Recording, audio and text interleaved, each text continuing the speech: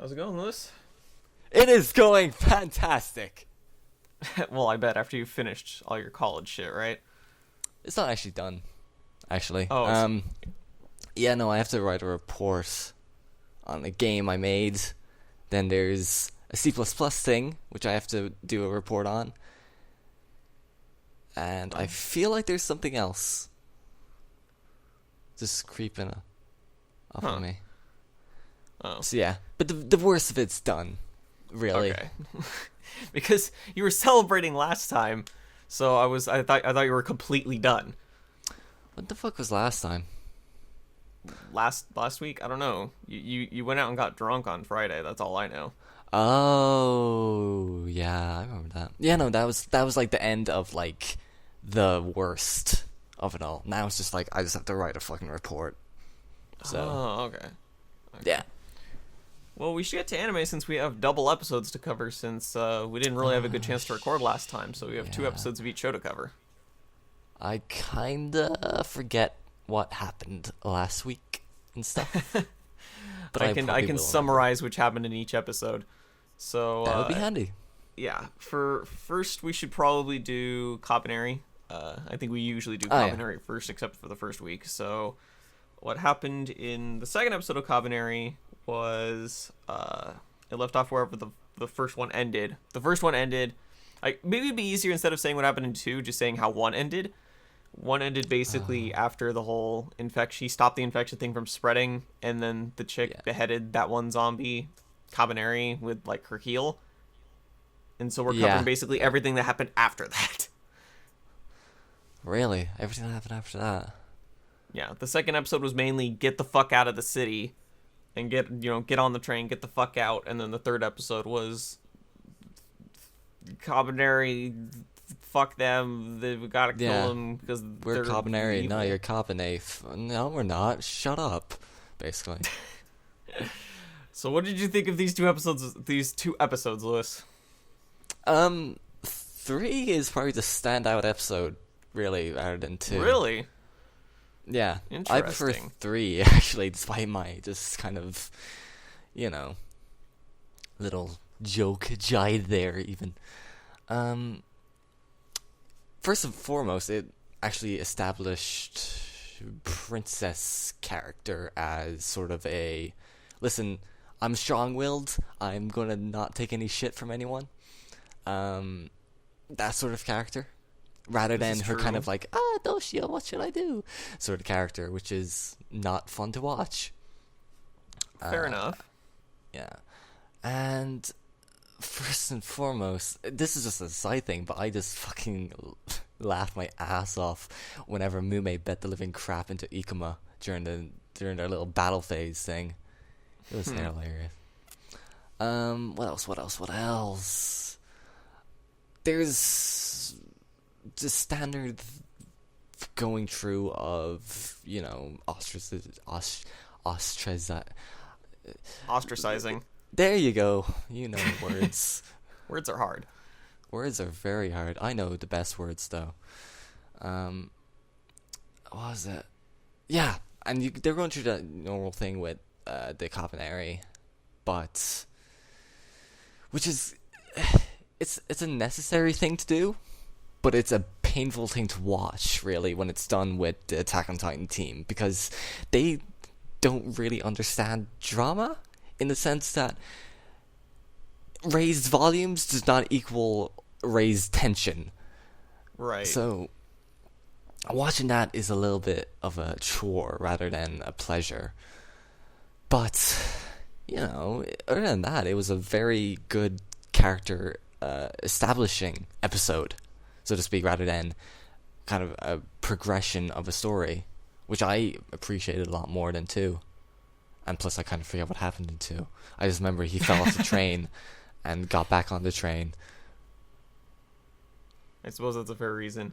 Yeah, like you said, though, it's also important to note, though, that while yelling in and of itself doesn't really raise the tension, it's noted that yelling does have its merits.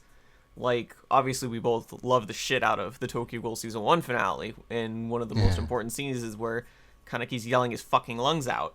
But that's because it was built up to, and it was warranted, and like the writing backed it up. Whereas with this, it's more like they're trying to raise the tension purely because they're yelling, and what's actually happening doesn't back it up enough, so you're just like, God, stop yelling.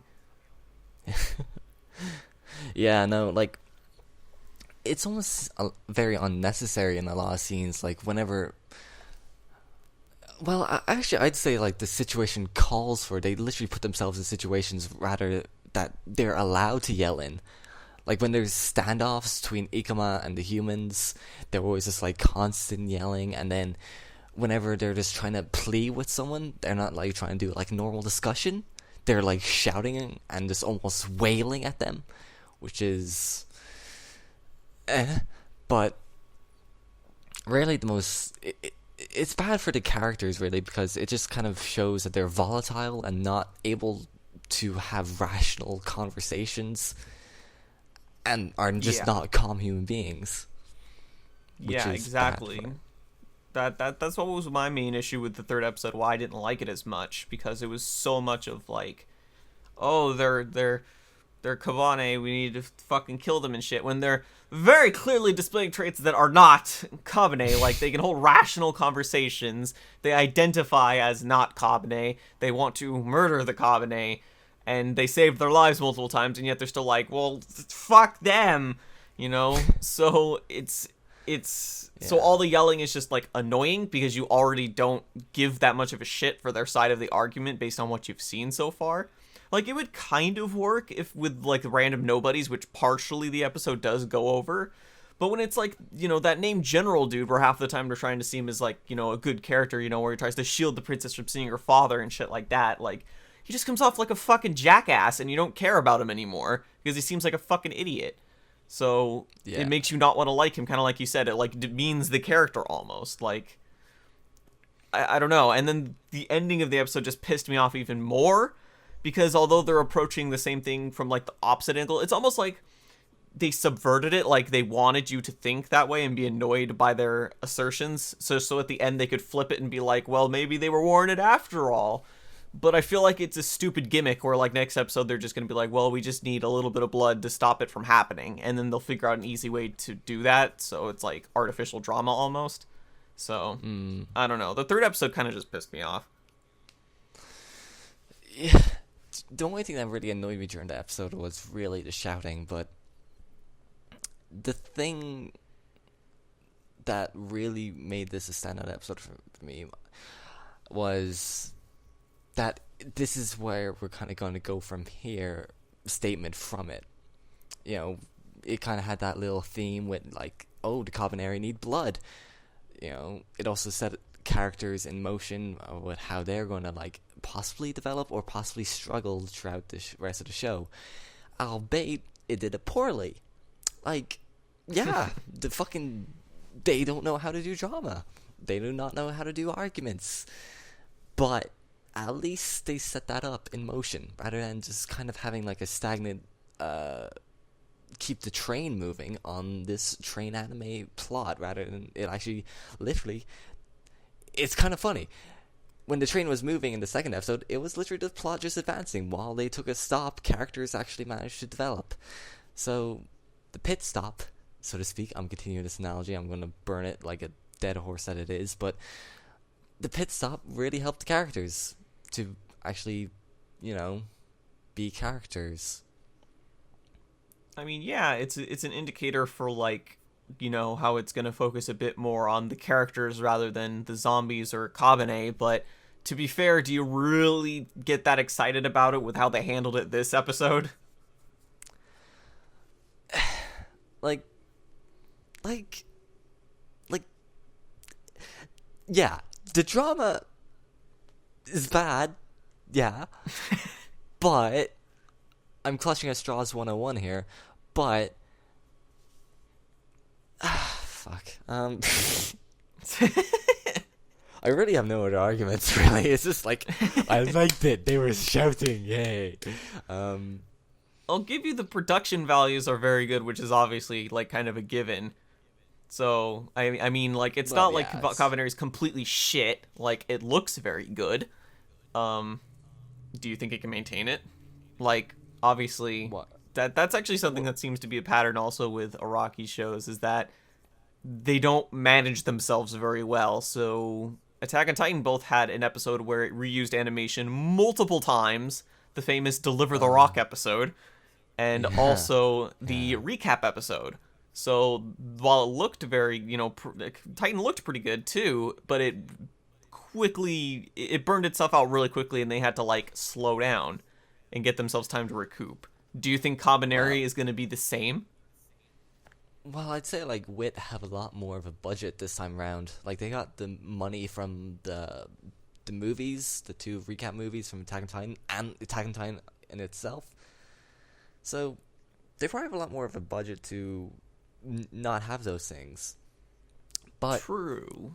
it's going to be hard to really say what they're going to like spend it on, rather, because for all we know, they blew a lot of their budget on getting egoists in or getting some nice actors in or something like that. It's really hard to know how they're going to spread that. If it's going to be like, a nice little spread throughout the entire series, or is this going to be one big splash on one huge episode where there's going to be a lot of fighting and shit.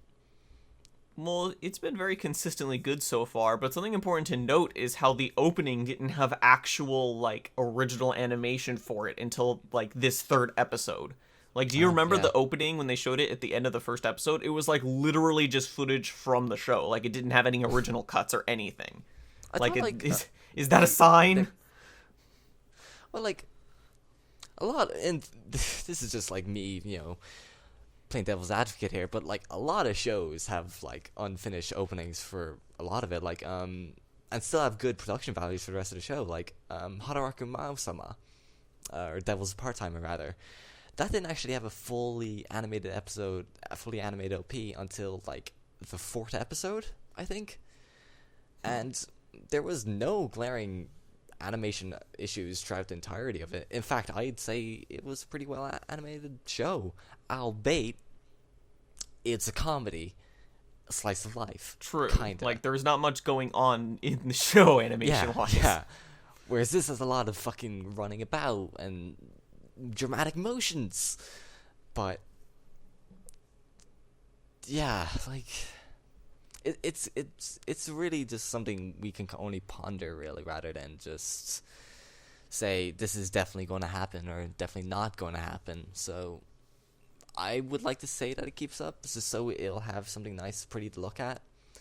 Also, I still have faith in Kabaneri, because I know the fact that it's an original show doesn't really matter much, but I like to believe that since they're working with stuff that they've created, they're going to have a lot more passion going into it and making it, that they might actually make something, well, not beautiful, but something substantial anyways, rather than just something that they'll just throw away and put in the market for a little bit of a cash grab.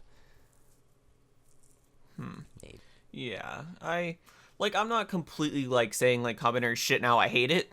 I didn't like the third episode very much, but that I'm not completely writing off the show. It could have just been a bad episode. Maybe it'll pick up from here.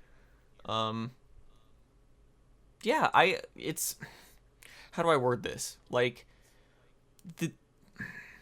I was gonna say the team has shown that they can do what they did. That they have it in them, but at the same time, I didn't care that much for Titan at the end of the day either. So Nah. I'm wondering if I'm going to have very similar thoughts on Kabaneri at the end of the day, where I'm just going to be like, well, it was enjoyable, but whatever. I really don't see Kabaneri being a show which I'll look back on, oh my god, what a beautiful masterpiece. I know that I'm going to look back on it being like, yeah, it was a fun show. Nothing really, not really much to take away from it. It was fun. It was a nice watch. I'd recommend it to someone who's new to anime or something like that. Like, that's why I'm expecting Kabaneri to go. Mainly because my expectations are really low because of Attack on Titan, but I'm not expecting much from Kabaneri in the long run. I will give you that, though. It is probably a good show to recommend to people who are new to anime. Like, it has something similar in, like, a Western view, which is the zombie kind of aspect, and then it also looks very good. So, you've got a point there. Yeah.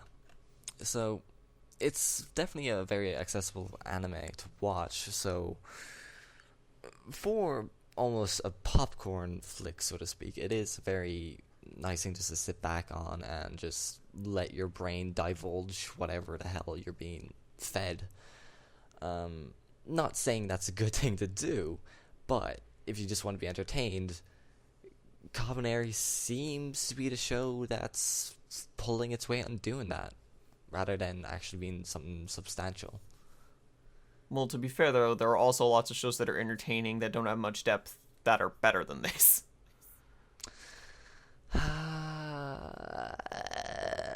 But are they accessible, though? Possibly. Fair and true. Very true. So, yeah. Is that all for Kabaneri, though? We should probably move on. We're spending quite a bit of time on it. I love Ichidamaya in the show. That's your final comment for Kabaneri. Wow. Yep. All right, so next on the slate would be Hero Academia, and this is a lot easier to recap the third and fourth episode for this. Third episode was basically all of the training Deku went through to inherit All Might's power, and then the fourth episode was the simulation kind of thing for the test at the school. So those are what happened in those two episodes.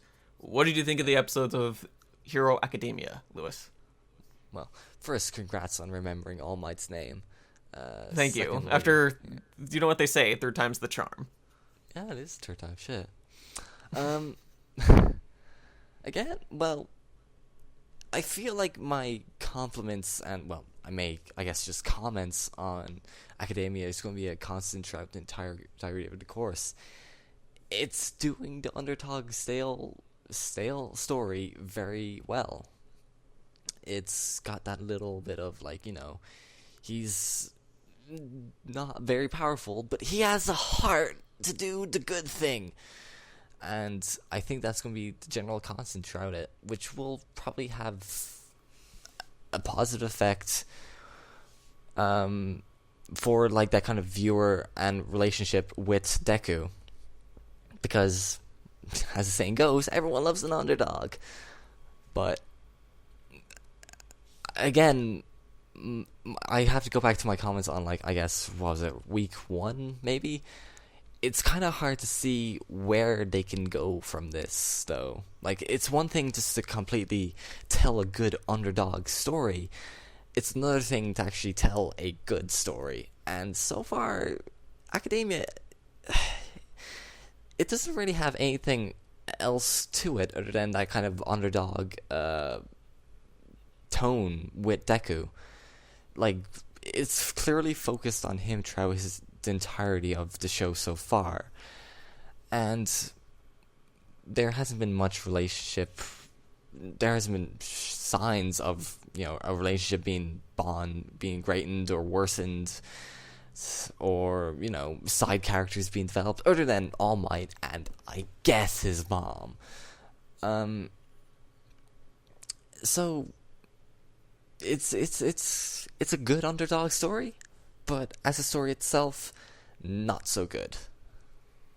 Well, it hasn't really done much. I mean, the whole point for the beginning was him getting into this school that he wanted to get into, and now he's finally gotten into it. So now it's like the story's really finally just starting.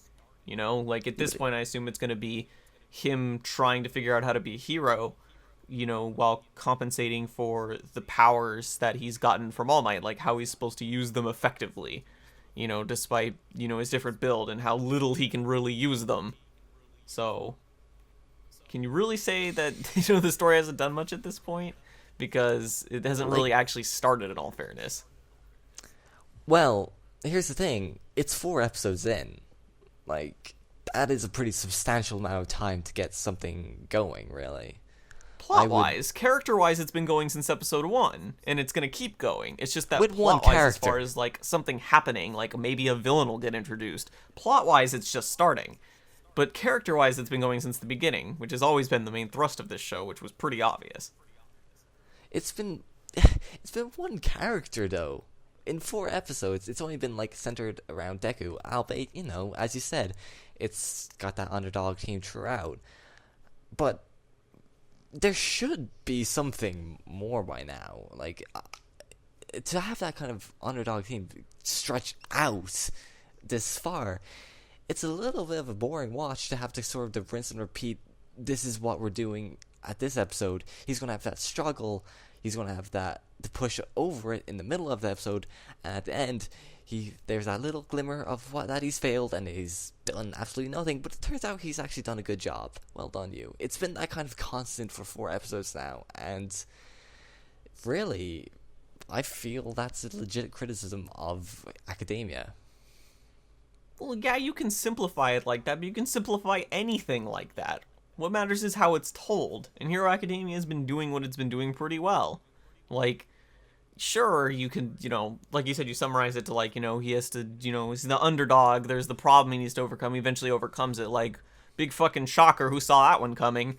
But the point is how the story is told, and you like Deku, you want him see him get into the school, he's willing to forsake, the points of how he's told how to get them to save the one girl, like, while everyone else runs away, and not even thinking about it. It tells its story well. Like, who cares if you can simplify it? Well, here's the thing. It kind of did the rinse and repeat thing. Like, it did directly reference the saving the girl back to the previous episode of him saving the blonde dude. The only difference this time was that he was able to activate All Might's power. That probably could have worked into something with the plot. I'm just saying, there are things that Academia has done bad with it such far, and 4 episodes in, it should have really done something extra rather than just continue this underdog story. And I know what you're going to say. The way it's been told, yeah, underdog story has been told great, but nothing... there's no drawaway really with it. It's just, wow, underdog story. That's all that's been kind of been, that's the only thing that's really been of real as a real talking point, which is bad, I feel. In layman's terms. Well, you mentioned how it repeated the thing before with, how it flashed back to him, not hesitating to save the guy, but that was almost like the point of the scene. Like, it was almost like All Might was like checking to make sure it wasn't a fluke.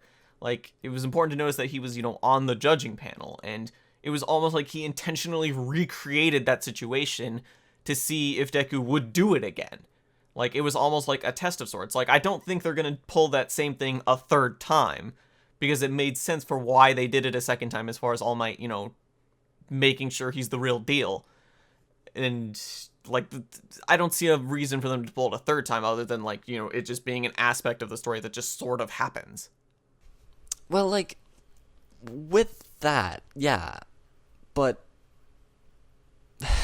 how can I say this? Like, it's one thing...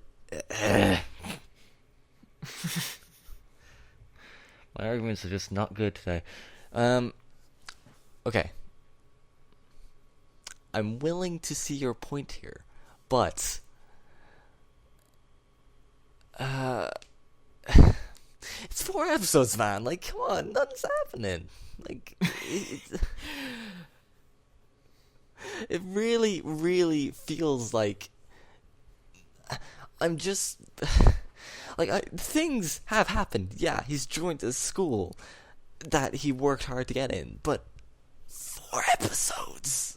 It's just, I wanted something more from it. I wanted some sort of hint of what's to come by now, rather than just he's going to go through some antics at a school, because that's all I've gotten so far. It's just literally the next episode preview is like, oh, you're going to go into class now for your first assessment. Don't worry, kid. The professor is very strict, so you better watch out. That's what it is. So really, 5 episodes in, the 5th episode being he's just going to be assessed. Who knows? Lightning could strike 3 times in the same place. I don't even get where your complaint is, really. Like, because you're acting like nothing's happened this entire show, whereas very clearly there's been a difference from the beginning of the series till this episode. There's a pretty big difference between the events there. Like, are you just saying like it's a generic school episode for the preview for the 5th episode? Is that what you're saying? Well, it wasn't really a qualm with the episode of sorts. It's just a qualm with the anime as a whole. There's just nothing there for me to make me get excited about it. So far, it's giving off the impression that it's just going to have like another. It's going to tell a tale of another shonen, or every shonen rather. That's Hey, Lewis. What? Hero Academia is a shonen. Here's the thing, though, man. A lot of shonens are not considered good. Like, big three. Like, there's just... So, if they're gonna follow that sort of path, and to me, it is showing to me that it's just gonna follow that path, and they're gonna stretch this out for a long time, I feel like I'm a little wary, and I'm just going to criticize it to hell and back, really. Every just nitpicking thing.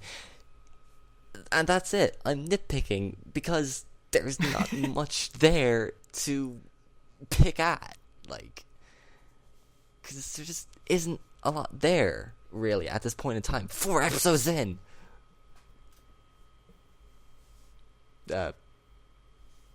Yeah. I don't get the complaints, but you said you're nitpicking, so I guess maybe that's why I don't get it. I just feel the basic core of my argument is that not enough happened for me to give a shit. Well, what about the well, I guess she's not really a love interest, but what about the girl character? She seems cool. She's just there. Like, for all I know, she could just be like one-dimensional for the rest of the show, because it has shown so far that the show is only going to put its attention into Deku. Like, it's had plenty of time to just have a little bit of a twinge within Blonde Dude's character of how, like, he had this sort of, like, I guess, superiority complex with Deku, with that Deku has to be sort of a foil to him, to have this sort of, to justify his power and to make him feel strong. However, that, so far, he's just been a dick. So, that gives the impression to me that every other character is just going to be bland. Yeah. What do you mean he's just been a dick? Ever since Deku saved him, he's been, he's still been kind of dismissive of him. Like, he still doesn't like what his existence essentially stands for the most part. But he hasn't, like, bullied the shit out of him like he did beforehand. Like, now he just kind of, like, he stays his hand from doing anything dickish. He's been the opposite of a dick. He's trying not to be a dick. What are you even talking about, Lewis? He's been a dick. What are you talking about? He, like, literally insulted him in that goddamn lecture hall, man. Like, he did do that. He was just like, what are you talking about? He, like, told him to shut up or whatever, and that was it. He did more than that, man. Like, he definitely did. I know my memory's a little wonky, but I know that I mentally made a note of how much he's been a dick. And, like, I think you're mistaking him for the glasses guy who was, like, stick up his ass character. Just like superiority. I'm good. I know that dude. Blonde Dude was just, he was just being a dick. Like, that's it. No, Deku was basically going like, "Oh my god, I'm here! Oh my god!" Like, he was like squirming all over the place, basically. And the other guy was just kind of like getting progressively more annoyed before he was like, "God, shut up!" Still a dick, though. Like, there has to be something, though, rather, to his character. Like, that's it. It's just, I need something more from this, because, like, if you compare it to, like, everything else that we're watching this season, there's a lot of talking points on how characters are and how they should be, and there's a lot of plot points to talk about. This is just, Deku's an underdog. That's it, man. Because it's the core of the story. Of course you can simplify to that point. You can also simplify most video game plots too. Bad shit is happening, save the world. That doesn't mean that all of them are, like, completely meaningless. It's how they tell their story. Yeah, but, like, there's a lot more to video games as you go through them, but, like... And exactly!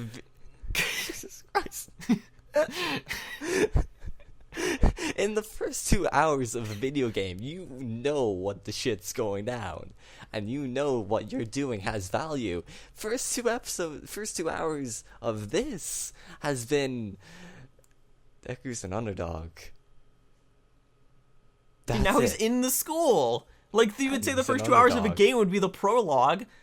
This is also the first 2 hours, and it's done. He got into the school. Do you really not think that the blonde guy's not going to show up and, like, have some kind of thing going on with his character by the fact that Deku managed to get into the school? Or that the girl character's not going to be around him, and that they're going to have interactions? Like, do you really not think none of that's going to happen? Well, hey, man, like, I know shit's like that's going to happen. It's whether the actual quality of those that I'm worried about, because as I said, the actual shonen traits it's showing is just, it's going to give me, like, one-dimensional characters. It's just going to be like have traits define their actual personalities. Blonde dude is going to be, that guy who is going to look up to Deku and going to feel like he's superior, but actually he's still mentally weak. That's going to be his thing for the entirety of the show. He's not going to develop more. Blonde Moe girl, whatever, is just going to be like, oh god, he's so cool for the entirety of the show. It's not showing enough of... It's not showing me that it's going to actually show a lot of love for their other characters like they have shown for Deku so far. Anyways. I feel like you're just missing the love, because your generalizations don't even fit at this point in time. Like, the girl doesn't look up to Deku right now. Like, she wanted to give him some points because, he saved her and didn't get any points, and she, felt bad for him and shit. But this is not the same as looking up to him. And obviously there's been development with the blonde guy, like I already mentioned. Like, he was a complete fucking bully to him before, like, straight up, like, don't apply to the school. Like, go fuck yourself.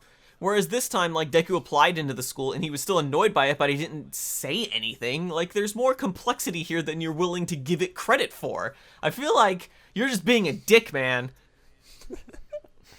Well, I do that is my favorite hobby, really, though, but... I thought your favorite... Well, okay, yeah, I was going to say your favorite hobby is shitposting. You're basically verbally shitposting right now. Yeah, no, like, It's just not been my type of show, man. I've just not been entertained. Like, I'm not entertained, man. I'm not entertained at all. Are you not entertained, Lewis? No, I'm not entertained, man. I'm giving this show the thumbs down. I'm waiting it for, like, it to be executed in front of me and blood to splatter all over this goddamn Coliseum. Edgy. I know, man. Well, I was just continuing the Gladiator reference, really. I know. I was just thinking about it in terms of... I was thinking of Hero Academia when you said it, though, and I was just like, Jesus. Yeah, it's Deku with his, like, fucking marble-sized tears streaming down his face. Ugh. Those tears are very large. They are, man. Like, goddamn Mario Kata-sized. It's just funny, though, that you were like, yeah, most shonen's not very good. Magi's a shonen. Magi's more than a shonen, man. Don't you dare classify Magi as just a shonen, man. I didn't say it was just a shonen. I just said that Magi is a shonen. That's all I said. I think you're getting a little worked up, man. I think your jimmies are getting a little rustled. You know what? Let's move on. I don't give a shit. I don't want to talk about academia no more. This is hurting my feelings. Let's talk about ReZero next. Oh yeah. What were the 2 episodes that happened of ReZero? The 3rd episode of ReZero, or was it the 4th? Because the first one was a double. okay, the first of the double episodes we're talking about is basically the ending of the first arc per se, where they get past that time loop. Like it's been solved, and then the most recent episode was all the stuff in the mansion. So boom. What did you think of the 2 episodes of ReZero, Lewis?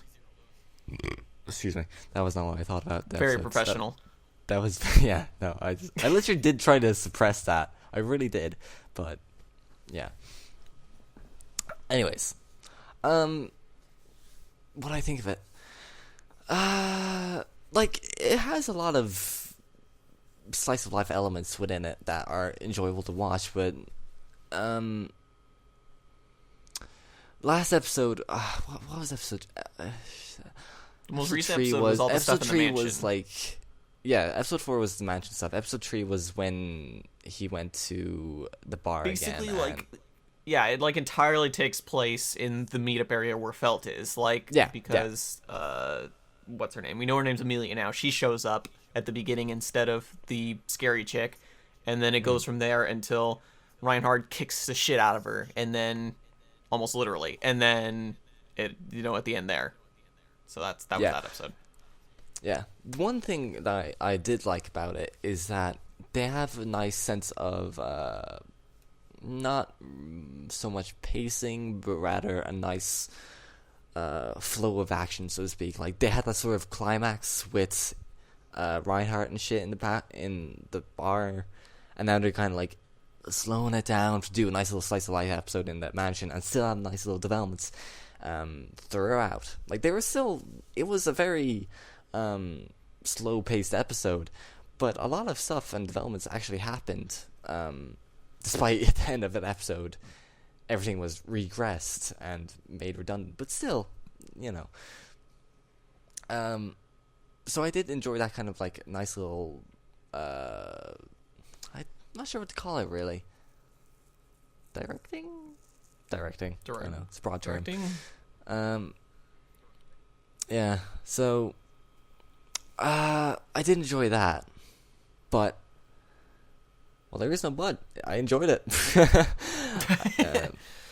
Yeah, I think out of all the shows, like even like we're only talking about like 4 or 5 shows on this little podcast thing, and then I'm watching more outside of that. Even all of the shows I'm watching this season, I think ReZero is my favorite so far. Like it has a really good sense of pacing, like you mentioned. I really like what they're doing with the story gimmick of him constantly resetting time and how it informs you of the world, which I went over a lot before. And White Fox has shown they have some fucking awesome animation cuts when they want to. Like, a lot of the animation cuts in the 3rd episode were fucking sick as shit. Like, the first-person view where she fucking flies all over the place and attacks him. Like, that was crazy. Like, the episode 3's actual cinematography was, well, I suppose I can't really call it cinematography in an anime. But directing-wise, it was actually really, really well done. Like I haven't really seen much actual animation like that, I suppose, in many other fight scenes before, and that really blew me away. Also, I like the way that Subaru, yes, he's almost kind of like showing to be a sort of not necessarily tactical mastermind here, but have that sort of prowess to know what's happening. Like he had that little distraction with the kind of black-haired girl with the knives, rogue boobs sort of thing. Yeah, I forget her name too. Yeah, like he did that like distraction for able to like have Puck just kind of blow her sky high kind of, and that was just like a moment where I kind of like, oh geez, fair play sort of thing. So. And that's kind of been a general theme with ReZero, for the entirety of it. Like I've had a lot of surprising moments throughout it where I've just kind of took a step back and was like, wow, that's really well done. Because I've been genuinely surprised how well it's been done. Because the premise does not really promise much, but it's been handled really, really damn well. With everything when it comes to the characters and the actual, fight scenes and the actual plot. because the plot goes a lot deeper than we know, and it kind of, the way that it gives off that feeling with everything that happens with the tribes, and, well, not the tribes, but like the girls' like faction, I guess, and the fact that Emilia has that sort of relation to the crown, and they even talk about like far other regions of the world they're in. It has that huge feeling when the show that it goes a lot deeper than we've actually seen, which is something I love to see. So really, I agree with you. It's probably been my anime of the season so far. Yeah, it's kind of like what you mentioned. Like, you look at the synopsis and you just see, oh, this guy's in the fantasy world and it resets when he dies, and you're just like, the first things that come to mind are like, obviously Sword Art Online and like Steins Gate, and you're just like, oh, it's just, taking all the gimmicks from shit that people like, and it's, reusing them.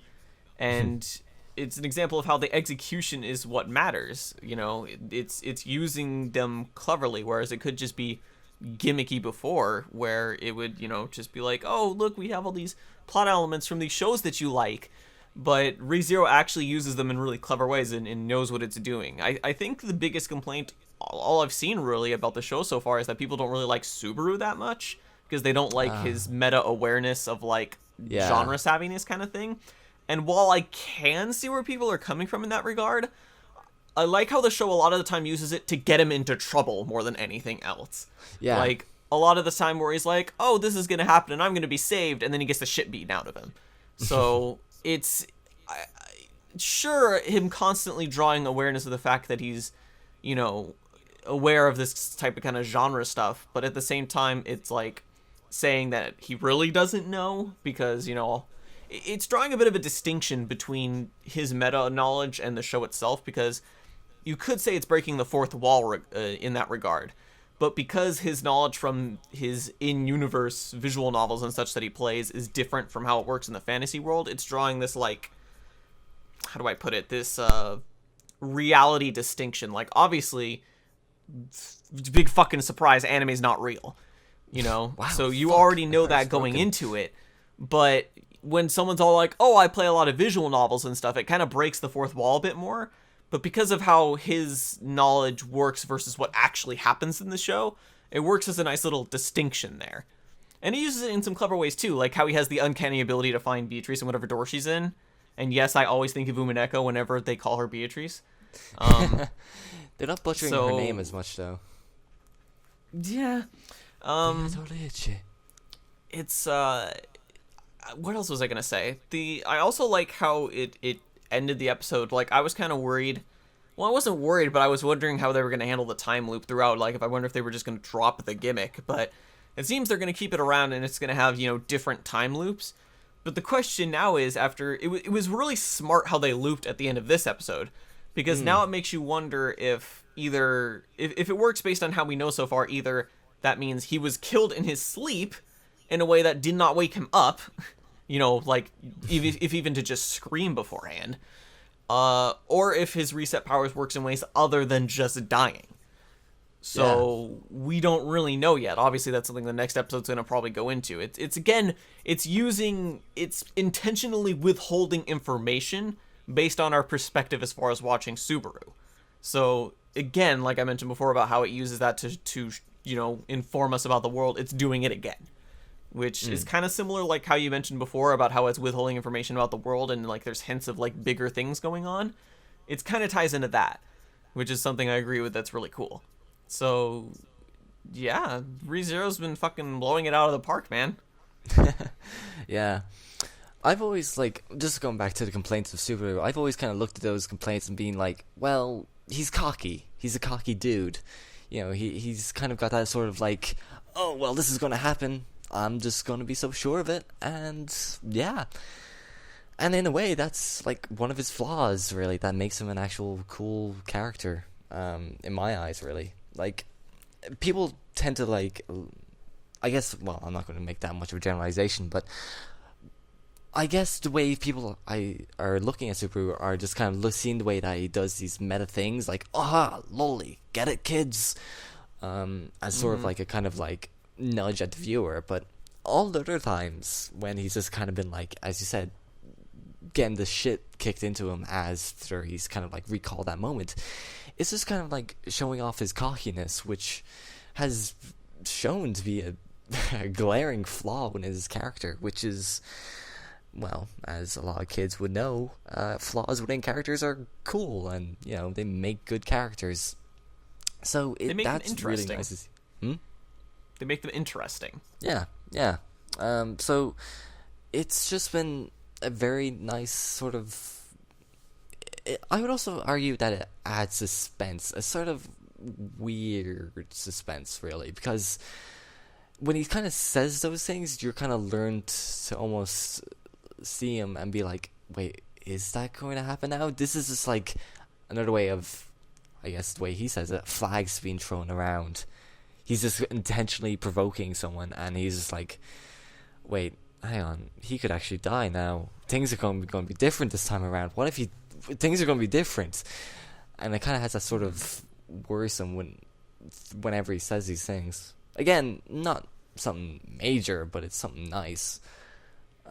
True, yeah, that's a good point. I think kind of what you're saying as far as like the separation between people liking and disliking Subaru is also kind of a fact of like you mentioned with the audience nudge thing. Like a lot of people who don't like his character see like all those kinds of moments as like a nudge to the audience, like haha, get it?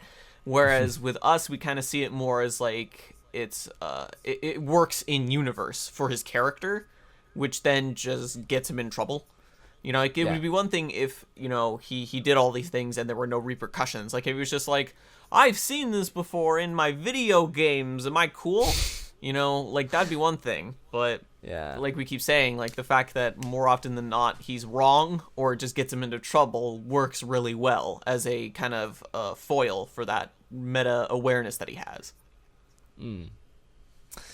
Yeah, I think that's been kind of countered within the 4th episode, where he was really kind of like saying, oh look, a maid, oh look, a lolly, oh look, you, like that sort of thing has been kind of really was the huge nudges at the audience of like, haha, otakus, right?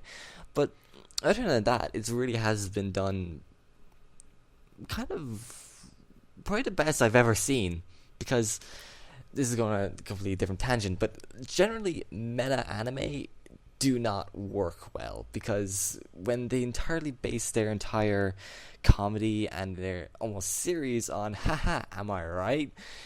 It almost feels like it's painful to watch. Whereas this has just been kind of like, it's almost factoring it into the story, and it's kind of got that since the other characters don't know what the hell he's talking about, it adds either a comedic effect depending on who he's talking to, or a kind of a suspenseful effect if he's, again, depending on who he's talking to. So it really, really works for ReZero. So really, again, I got nothing but compliments for it.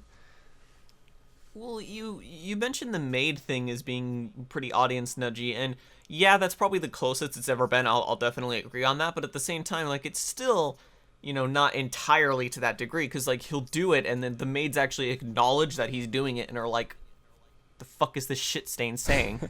Like, at least they're, you know, like, it'd be one thing if they just completely ignored him doing it, but the fact that the maids are actually, like, you know, aware that he's saying this in universe, and are just like, this fucking shitlord needs to shut the fuck up, you know? Like, it makes it still work. But I will agree it is the closest it's gotten.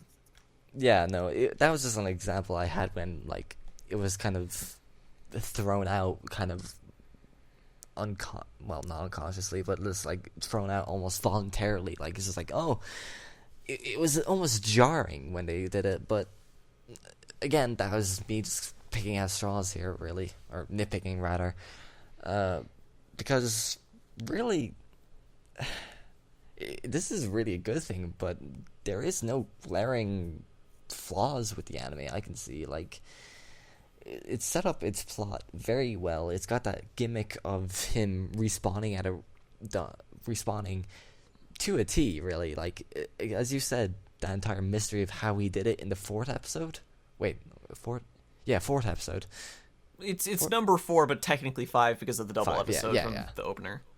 Yeah, that entire gimmick, how the mystery of how it's set up in the fourth episode is done extremely well, and I also say how it's revealed to the audience is done really well, with him just like looking down at his hands and like, oh shit, the wounds are gone, and noticing he has no cuts. Yeah.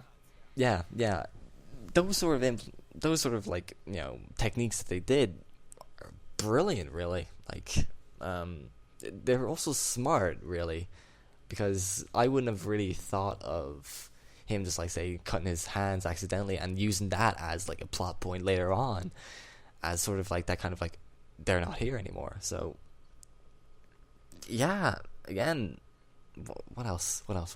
Comedy is great. I've been laughing at it so much, really, and that's weird, since usually whenever some kind of like, well, actually, I should not say that, because Konosuba aired last season. This is pretty much a comedy version of that, and that was great. But yeah, comedy's been great.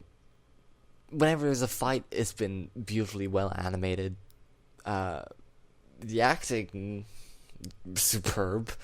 Like, really,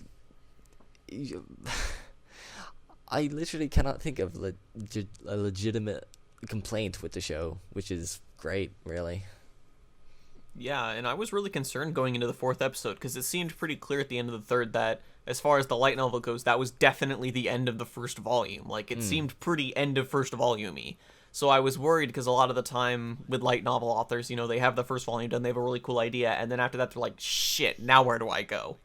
So the fact that the fourth episode still was pretty clever and, like, you know, knew what it was doing pretty well is a very good sign for episodes to come. Yeah, and again, it really does seem like the author knows what he's doing, because he's got that entire world. He seems like he had like an entire world set up beforehand. He had like played out like, okay, these are the factions within the north, these are the factions within the south. The king is this dude. He's gonna have like these many things. He like set up all this world before actually writing the story. And then literally all he had to do was pretty much throw the audience into that world, and we're just kind of like seeing it or rather, we're just having the world revealed to us via Subaru, which is really a technique I've not seen done this well. Again, this is saying a lot, and this is a pretty big statement, but I haven't seen that sort of thing done that well in an anime before. It's a classic thing to do within a D&D campaign, but really, it's just great really seeing it in anime. Yeah, but I think we should stop praising ReZero now, because we need to move on to our last show, because we spent so much time on ReZero. That's true, shit. So we have one more to cover. We'll try and cover it somewhat quickly, but we may go a little bit over the hour. Our last one is Bungou Stray Dogs. And what was it? The third episode was basically our main character joined the agency now, and they went on their little mini mission, which turned out to be much bigger than they thought. Bad shit happened. And then the fourth one was that group, the Port Mafia, attacking the detective agency. So those were the 2 episodes. And I remember last time, Lewis, you said that you didn't know where the story was really going to go now, because the intro had basically been covered and you wasn't sure what the overall plot would be. Do you have your answer now? What did you think of these 2 episodes? Well.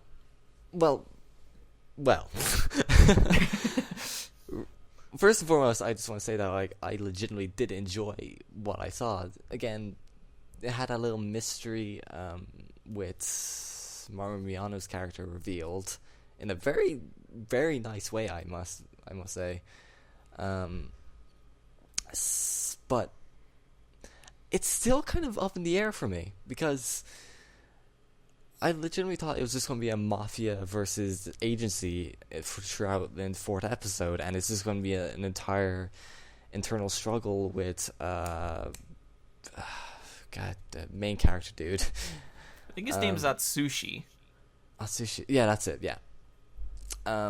I thought it was just going to be that sort of internal struggle for him for a long time. He's going to have like this little realize that, hey, I can use my Were-Tiger power for good, and then go back to the agency to help. I thought it was going to be like that.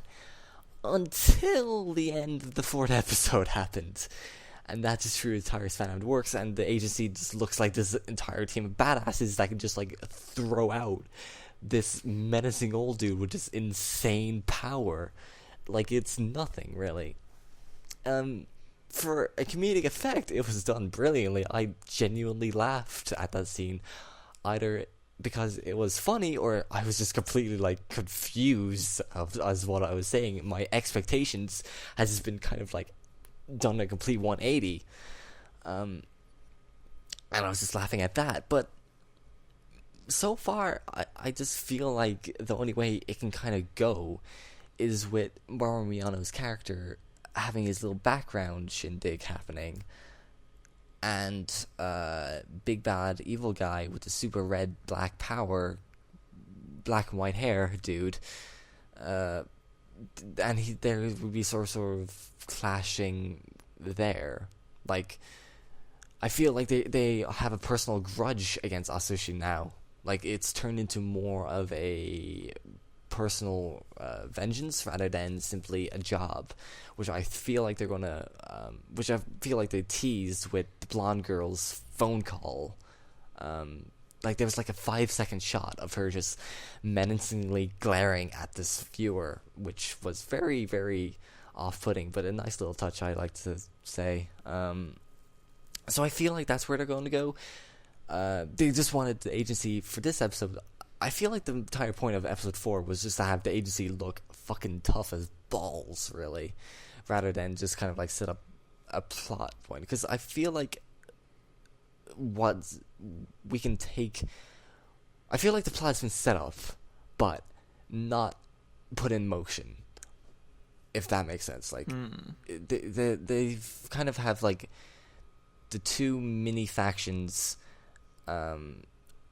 placed in this very immensely big world with a lot of powerful dudes, yet they are, despite being relatively small, are pretty much the most powerful people in the world. And it's just going to be a war between them for the rest of the show, while sort of having some sort of like politics with the other dudes in the world. I feel like that's where it's going to go. However, at the end of episode 3, I had a pretty goddamn clear thought of where the show was going to go, and then the next episode happened, and that was thrown out the window, just like the entire Mafia was. So really, I'm not really sure where this is going. Yeah, that's a fair point. It still is kind of hard to see where it's going. It's kind of obvious that the overall thing is still going to be the Mafia versus the detective agency, but it's going to be, like, splattered here and there rather than, like, a constant thing. Like, obviously, the preview for the next episode is going to be, like, a little mini detective story. So there's going to be, like, an overarching kind of, like, thing of them going against each other, but it's going to be, like, splattered here and there. And you mentioned a bit of a rivalry between Mamoru Miyano's character and the black-haired guy, who I really should remember their names because they're actually named after literary figures. Wow. It's definitely going to be a thing there. Like, the opening and the ending have both reinforced, like, a rivalry kind of thing there with how that's going on. You covered a lot of things that I would basically say, so I don't want to just repeat what you said. So I could mention something I don't think you're doing. I don't know if you're. I know you knew about it before the show started, but I don't know if you've forgotten about it or you just didn't care that much. But all of these main characters are based on literary figures, and they're either the literary figures themselves or their writing is used to influence like how they're written as characters in this story. Like, is that something you've been looking up? Because I've actually been, like, looking up these writers as they're introduced to, like, get an idea for their, like, real-world inspirations. And is that something you've been paying attention to at all? Like, is there anything about the characters that seemed off or weird to you or anything in that regard? Like, I don't know how to word this question, but, like, is that aspect of it interesting, I guess, for you or something, is what I'm trying to get at. Yeah, well, like, the characters, without even knowing this entire fact, are pretty off. Like, they're Fair point. Yeah, they're pretty strange. I knew that Maru Miyano's character was based on it, but I think that was the only one I knew of. I haven't actually researched it at all because, well, that requires time. But it's really... You probably know a lot more about it than me because they obviously have a certain theme about them. They've obviously... which they kind of juxtapose each other with. Because they are a band of misfits, so... I don't know. Yeah, like, I haven't read pretty much, like, any of their works, so I could be horribly off. Like, the most amount of research I've done on most of these guys is basically looked up their Wikipedia articles and made connections off of what's written there. So, for example, what's his name? Mormiano's character is, like, Daizo or Daizu or something. Oh, yeah. The real-life version of him... like, he tried to commit suicide multiple times and failed at it until he eventually managed to commit a double suicide, which is why it's, like, such a huge aspect of his character, is that he, is always trying to kill himself. And the fact that he's actually introduced, like, trying to drown in the river is, like, kind of a thing in its own, because his eventual double suicide was drowning in a river. So, there's that. And then... I don't know about, like, the powers are a little more weird. Like, I feel like those tie a bit more into their writing, which is why I don't know much about them. But I do know, like, for example, his power is named No Longer Human, which nullifies their powers. And No Longer Human is one of the most popular books he ever wrote. So, it's like a lot of their things are named after each other. Like, the one you can probably know is the villains being named Rashomon, which is made into a movie by, is the name Akira Kurosawa? I'm always so bad with names. But it's a really popular movie. But something else about the villain's character, for example, is I learned looking at his Wikipedia article that he took a trip. He took a trip somewhere, I don't remember where it was, but he got a sickness from that area, so he was, like, constantly in bad health. Which is why I think he constantly coughs in the show, like, he always seems sickly, his character. So, like, all these little tidbits that are used to inform the characters are really cool. The one I thought actually was the most clever was what's his name, Takizawa or Tanikazawa or something, the the glasses dude, or I think his hair's like orange. He was the dude that pretended to be the bomber in the second episode. Yeah. He's got the sister that's always digging onto him, and from the wiki article, he as a writer constantly wrote about, like, sexual taboos. Like, a lot of the time he tended to write about how a guy couldn't, like, he wasn't sexually interested in his love interest anymore, or his romantic partner anymore, so he would constantly have other guys have sex with her to, like, raise his, try and get his sexual interest back in a way. So he wrote about a lot of, like, those kind of sexual taboos, and the way they modernized it into basically having a sister constantly, on him is actually kind of extremely clever, because it's, like, modern and, like, fits with current tropes and shit. So yeah, they modernized it in a way that really works. But as far as, like I said, with all of these characters, like, all I'm going off is, like, what I've seen online, mainly Wikipedia articles. So, like, the actual writing could, like, be, like, showing that there's actually different links to be made and, like, different ways and such. But that's just what I've gotten based on reading this stuff. So if you've ever been, like, interested in any of these characters, like, that's also, a way to learn a bit more about them, is reading about their real world counterparts and how they informed these fictional characters, which has actually honestly been really interesting and one of my favorite parts of the show, honestly. Yeah, no, this is really interesting. I didn't actually know that I went that deep, really. I just thought, like, it was just references more than anything. Yeah, that's what I thought at first too, but it turns out that the connections are actually a lot more clever than I thought. Yeah, pretty. Wonder how that's gonna, like, work into the plot, though. I don't think any of that kind of stuff's gonna work into the plot at all, because, like, the only thing that would work as a plot point is the fact that what was I talking about? The orange-haired guy, the guy with the sister on him all the time, and the main villain, their real-world counterparts actually had a rivalry. So like that would work as a plot, but it's obviously not as much a thing in this. So Yeah. I don't think the real world counterparts are being used as inspiration for the plot. They're just being used as like quirks for the characters for the most part. Okay. Still though, I have no goddamn clue where the show is going. Yeah. Like, it's still up in the air. Like it's a very it's a nice show. It's a very entertaining show. Like I'm not gonna sit here and think of ramble off like random complaints I have with it. Because like it's fun. Well, fun is not really the right word. It's entertaining and interesting. Yeah. That's probably the best way to put it, because it does have it is entertaining, yeah, but it's entertaining. I just yeah. I think we could just leave it at that. Yeah. We made discussion. Yeah. But I think that'll about cover it. We went a little over, but we had double episodes to cover, and we had a little bit of a feud on Hero Academia, and we praised ReZero a lot more than expected, so it's fair. We're still in a decent time range that it's still okay. Yeah, it's fine. It's fine. So I guess I don't really need to ask you if you want to plug yourself, because you already said last time you don't really want to do that anymore. So follow my Twitter. Follow Lewis's Twitter. Yeah, it's at the Aoitori on Twitter. Yeah. So I'm funny. I'm funny. I'm a funny guy. You can trust me on that one. Lewis likes to think he's funny. I'm funny. So so that'll do it for this week. Hopefully next week we can cover a single episode so that we don't forget what happened in certain episodes by having to cover two.